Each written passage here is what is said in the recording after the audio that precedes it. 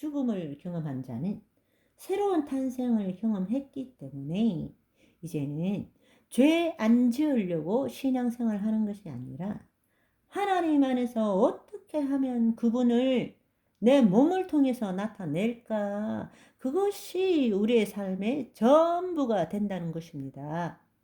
예수님이 가르쳐 주신 죽음은 새로운 탄생을 위해서입니다.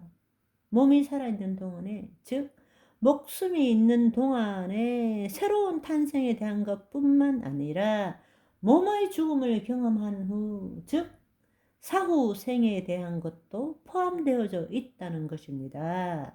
새로운 탄생은 이 땅에서도 몸의 죽음 후에도 새로운 삶을 살 수 있게 합니다. 아멘.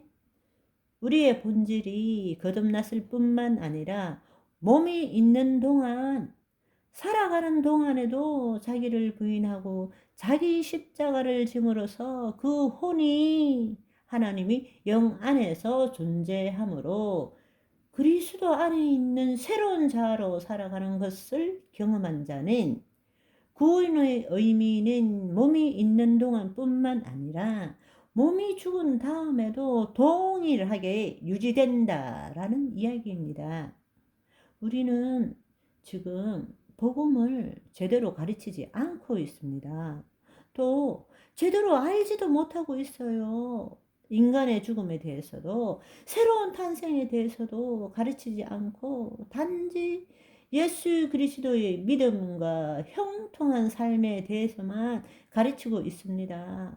부활의 삶이 아니라 우리는 이 세상에서 우리의 삶에 대해서만 강조하고 있습니다. 그냥 말로만 믿습니다. 하지만 그 실체가 무엇인지는 전혀 경험하지 못하고 있는 거예요. 예수님께서 지신 십자가는 나를 위해서 지신 십자가이지만 그 십자가는 내 죄만을 사함받는 십자가가 아니고 예수님의 죽으심에 연합해야 하는 십자가, 내가 죽어야 하는 십자가라는 것입니다. 아멘. 그렇습니다. 다시 한번 강조하면 죄의 삭은 사망입니다. 죄값을 치르기 위해서는 예수님을 믿었다면 그의 죽으심에 동참하여 우리 몸이 죽기 전에 죽음을 경험해야 한다라는 것입니다. 아멘. 그런데 우리는 우리 죽음 없이 단지 죄사함에 초점을 둔 신앙생활을 하고 있다는 것입니다. 그리고는 죄 안 지으려고 애쓰며 노력하며 살아가고 있다는 것입니다. 고린도후서 4장 10절, 11절 말씀을 한번 보겠습니다. 우리가 항상 예수의 죽음을 몸에 짊어지면 예수의 생명이 또한 우리 몸에 나타나게 하려 함이라. 우리 살아있는 자가 항상 예수를 위하여 죽음에 넘겨짐은 예수의 생명이 또한 우리 죽을 육체에 나타나게 하려 함이라. 여러분, 방금 10절, 11절을 읽었습니다. 10절은 누구의 죽음입니까? 예수 그리스도의 죽으심입니다. 11절의 죽음은 누구의 죽음입니까? 나의 죽음입니다. 이 두 가지가 우리 안에 함께 있어야 된다라는 것입니다. 아멘.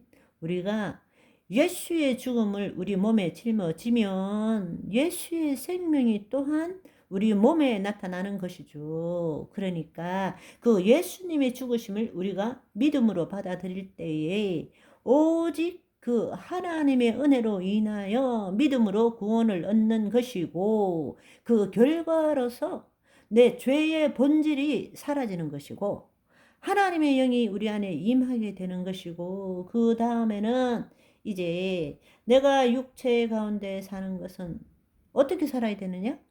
내가 죽어가야 한다는 것입니다. 자기를 부인하고 자기 십자가를 짊으로써 내 안에 있는 그리스도께서 우리의 몸을 통해서 나타나는 삶을 살아야 한다라는 것입니다. 역설적이지만 복음은 삶이 아니라 죽음에 대해서 우리에게 말하고 있다라는 것입니다. 그런데 우리는 죽음에 대해서는 싫어라 하고 형통, 축복, 더 나은 삶에만 관심이 있다라는 것입니다. 죽음을 직면해야 됩니다. 죽기 전에 죽을 줄 알아야 합니다. 그럴 때에 부활의 삶을 살 수 있다라는 것입니다. 아멘. 그렇습니다.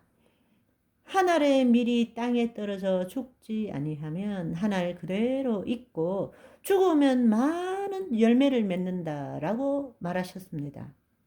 자기의 생명을 사랑하는 자는 잃어버릴 것이고 이 세상에서 자기 생명을 미워하는 자는 영생하도록 보존하리라 말씀하십니다. 우리는 이제 목숨과 생명을 구별을 할 줄 알아야 합니다. 죽음은 한 생명체의 모든 기능이 완전히 정지되어서 원형 형태로 회복될 수 없는 상태를 의미하지만 성경적으로 볼 때는 그것을 죽음의 정의라고 볼 수 없습니다.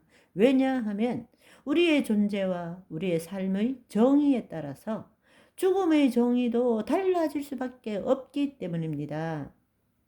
우리는 흔히들 죽음을 목숨이 다했다라고 이야기합니다. 그런데 목숨의 뜻이 뭡니까? 목을 통해서 숨을 쉰다라는 뜻이에요. 그걸 목숨이라는 것입니다.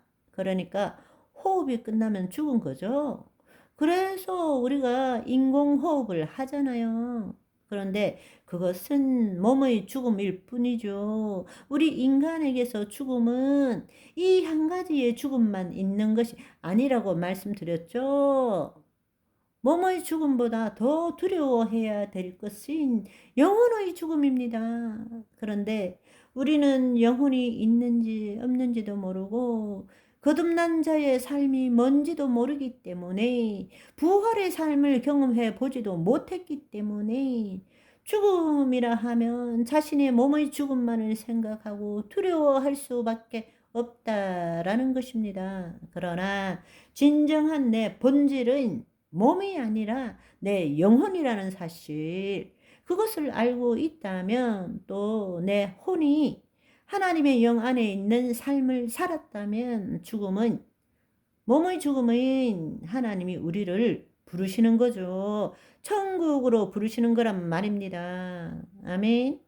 그 천국, 낙원에 있다가 예수님이 재림하실 때 몸의 부활을 입고 이 땅에서 왕노릇하는 삶을 살게 된다는 것입니다. 아멘. 그렇습니다. 온 천하를 얻고도 제 혼을 잃어버리면 무엇이 유익하겠습니까? 아무것도 바꿀 수 없다는 것입니다. 하나님의 자녀는 몸의 죽음 이전에 구원, 혼의 구원을 이루어가는 삶을 살 줄 알아야 합니다. 다시 말씀드리자면 자신의 몸과 생각과 감정에 묶이는 삶이 아니라 우리 혼이 그리스도 안에 거하는 삶을 살 줄 알아야 합니다. 우리가 하나님의 영 안에 있고 우리의 혼이 그리스도 안에 있는 것을 처음 했다라면 몸의 죽음이라는 것은 우리의 영혼이 몸으로부터 해방받고 아버지의 품에 거하는 놀라운 축복의 시간이라는 것입니다. 죽음은 그렇게도 그리된 본향으로 들어가는 문입니다. 아멘. 길이요 진리요 생명이신 예수 그리스도 안에 있는 자만이 들어갈 수 있는 문입니다. 오늘도 예수 안에 거함으로 나는 죽고 주님만 나타나는 삶, 하나님 나라의 삶을 살다가 그 나라에서 반갑게 해후하시는 저와 여러분이 되시기를 소망합니다. 할렐루야.